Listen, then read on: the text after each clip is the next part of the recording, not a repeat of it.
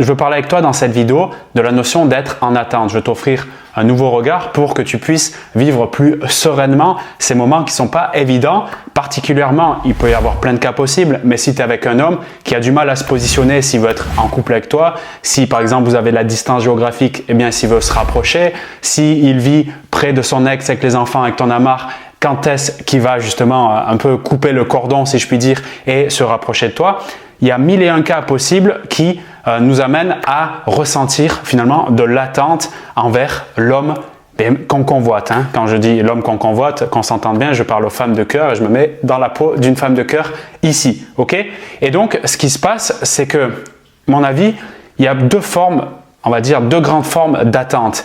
Il y a l'attente qui est passive et qui est frustrante, donc où il y a de l'énergie vraiment négative, celle qui fait malheureusement repousser. L'image moi que j'ai en tête quand j'y pense, c'est un peu comme si je dois aller au travail le matin, je dois y aller en transport en commun, en bus, j'arrive devant le bus qui a un affichage digital, donc normalement qui affiche les minutes restantes avant que le bus arrive, et là je vois que cet affichage est éteint, donc je ne sais pas s'il va arriver dans 5 minutes, 10 minutes ou s'il va jamais arriver, alors que je suis habitué à ce qui est écrit 3 minutes.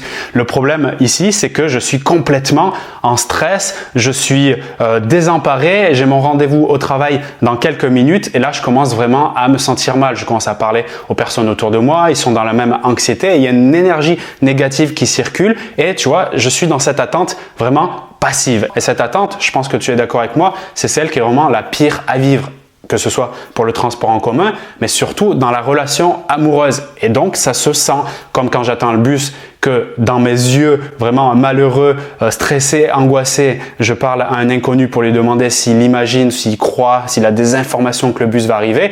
Il n'a pas besoin de me connaître pour sentir tout de suite que je suis pas bien. Il y a des chances qu'il le soit aussi. Certains le vivront mieux, tant mieux. Et il y a une autre forme d'attente qui est beaucoup plus vertueuse dans les relations amoureuses qui se nomme la patience. La patience est une des clés de l'amour. Et la patience, je sais que c'est pas pour de nombreuses femmes quelque chose qui est facile à incarner. Bien sûr, ça dépend des personnalités. Il y a des femmes qui sont très impatientes, qui sont très pragmatiques avec une certaine énergie masculine, qui passent à l'action rapidement, qui sont très efficaces et qui n'aiment pas attendre sans rien faire. Et ça nous ramène à cette attente passive. Mais la patience dans le contexte de est-ce qu'un homme va se positionner, qu'est-ce qui se passe pour lui actuellement, est-ce qu'il va s'investir, s'engager, ça peut être quand même si intérieurement tu as cette foi, une forme d'intuition, une forme de voix qui te dit je pense que cette relation peut valoir le coup d'être tentée et je ne sais pas trop pourquoi, mais en tout cas j'ai ce sentiment-là. Rien que pour cette foi-là, pour cette confiance intérieure, je trouve que utiliser la patience comme vertu d'une relation amoureuse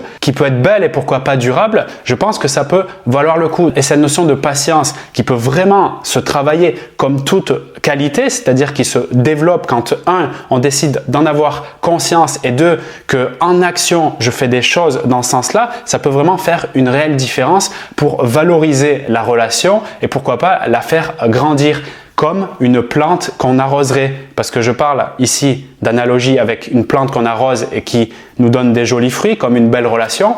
Eh bien, c'est la grosse différence avec cette attente passive qui est juste, qui te dévore de l'intérieur et qui, en plus de ça, reflète à l'extérieur. C'est-à-dire que tout ce que je sens, il le ressent et tout ce que je ressens, si c'est pas agréable, ça lui donne pas envie de rester avec moi. Donc, l'idée ici, c'est de capter cette clé majeure de la patience sous une forme d'activité réelle. Parce que je pense que la patience ne veut pas dire être passive. Je répète, c'est très important. La patience ne veut pas dire la passivité. J'ai eu un échange merveilleux avec une femme de cœur que j'accompagne en coaching récemment où on a mis cette nuance en lumière.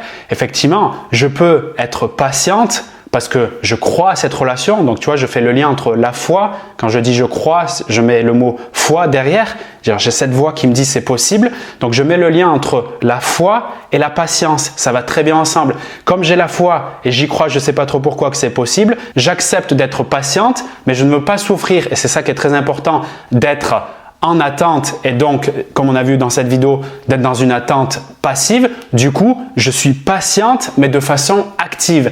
Et là, ça change tout. Parce que quand je suis patiente et en même temps active, Ce qui se passe, c'est que c'est mon énergie qui change. Je ne suis plus, rappelle-toi avec l'histoire du bus, cette personne stressée, angoissée, qui court de tous les côtés et qui essaye d'avoir l'information si le bus va arriver ou si la relation va continuer. Et donc, en fait, je fais peur à tout le monde. Il n'y a personne qui a envie de me répondre ou bien ceux qui sont dans la même énergie que moi, ceux qui ont peur et qui sont anxieux. Mais c'est pas quelque chose qui est vraiment très constructif et qui risque de durer longtemps parce que là, je vais créer du cortisol et plein de choses qui sont pas bonnes pour ma santé et on n'a pas envie de ça, toi et moi. Je veux dire, à un moment donné, il faut se dire qu'est-ce que je veux vraiment et qu'est-ce que je veux incarner parce que ça nous amène à cette notion d'incarner.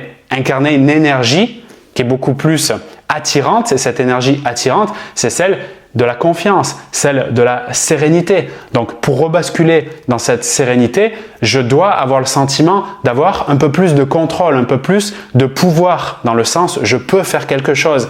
D'où la notion d'être actif. Actif, c'est j'agis. Tu te rappelles l'histoire de la plante? J'arrose la plante, eh bien quand j'arrose la plante, je suis actif, je fais une action qui est délibérée, choisie parce que je veux la croissance de cette plante et des fruits merveilleux par la suite. Eh bien, la relation, je l'arrose de façon active en étant patiente. Qu'est-ce que ça veut dire concrètement? Eh bien, je me pose simplement, qu'est-ce qui est important à mes yeux? Qu'est-ce que je valorise un maximum? Comment je vois la relation? Ah, j'aime la confiance, ok. J'aime la communication, j'aime le partage, la complicité, les échanges. Génial. Eh bien, comment je peux apporter ça? Tu vois comment je suis actif? Je reste pas dans mon lit sous la couette à rien faire en attendant que mon téléphone sonne. Non, je porte quelque chose dans cette relation qui me nourrit, tous ces éléments qu'on vient de citer, et tu as tes éléments personnels. C'est pour ça que tu dois au moins un minimum faire ce petit travail sur soi, sur qu'est-ce que je valorise vraiment. Qu'est-ce qui, quand j'y pense, me donne de l'énergie, qui me motive à la sortie du lit justement, qui me motive à quitter ce téléphone. Ok. Et à partir de là, comment je peux l'apporter dans la relation? Comment je peux apporter plus de communication? Ok, ben je me forme en communication. J'apprends qu'est-ce qui nourrit de la considération dans cette relation. Qu'est-ce que je peux apporter de plus qui amène du partage? Ok, il valorise tel type de sujet. Moi aussi, eh bien, on fait un partage sur ce sujet-là. Donc, j'apporte ça. Je suis patiente en arrière-plan dans ma tête parce que j'ai cette foi sur cette relation. Et de façon active, j'amène ce que je valorise dans la relation. Parce qu'il y a un truc qui est génial. Si ça match avec lui, c'est un mot tendance sur les sites de rencontres. Ah, ça match. Bien, si ça match avec lui, c'est-à-dire si les éléments que je valorise, communication, partage, respect, etc., il le valorise aussi, il y a un truc qui est magique dans la relation, c'est que les valeurs s'attirent. Et les valeurs attirent les autres comme des aimants. Si c'est ton cas, par exemple, quand tu regardes mes vidéos, que tu partages mes valeurs d'authenticité, de partage, de connexion, tu verras que tu sais pas trop pourquoi, eh bien, ça t'attire vers moi, vers mes partages. Bien, mets à plat ça, et j'aimerais que tu notes d'ailleurs dans la zone commentaire, je suis sûr qu'une majorité des femmes donc se sentent attirées par les valeurs que je viens de citer. Connexion, partage, authenticité, le fait d'être ensemble et d'être vrai. Et de la même manière, ça fonctionnera avec lui. Et si ça lui parle pas du tout quand tu apportes ce que tu valorises, c'est que peut-être cette relation, elle n'est pas viable. Et c'est tout. Ça vous fera gagner pour le coup du temps.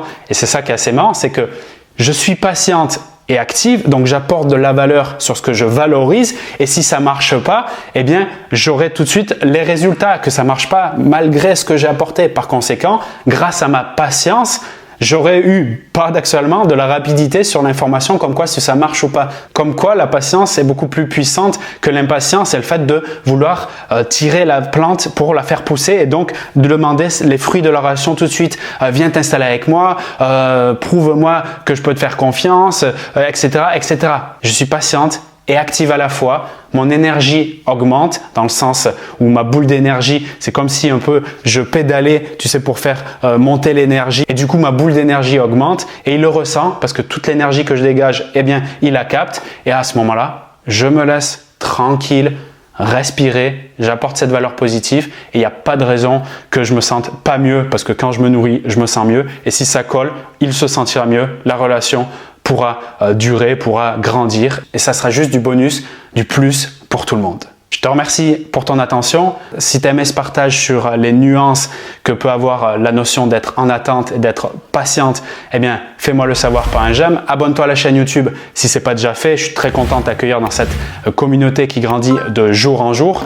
Si tu veux ensemble qu'on étudie ta situation amoureuse et que je te donne des conseils spécifiques à ton contexte qui est juste unique, je te propose de regarder dans la description de cette vidéo, tu as un lien qui s'affichera où tu découvriras les nouvelles formules de coaching. Oui, désormais, je propose de nouvelles formules, pas simplement un coaching sur 1 heure où on va étudier la situation et déjà aller en profondeur, mais suite à de nombreuses demandes, j'ai élaboré des formules clairement sur mesure. Tu verras sur des accompagnements notamment sur plusieurs mois avec des formats différents, non plus par téléphone, mais également avec un accompagnement sur mail et également sur WhatsApp. Je te laisse regarder dans la description pour voir tous les détails. N'hésite pas à m'envoyer un mail si tu veux en savoir plus. J'ai hâte de te retrouver pour cet accompagnement personnalisé et je te retrouve également pour de nouvelles vidéos sur la chaîne YouTube.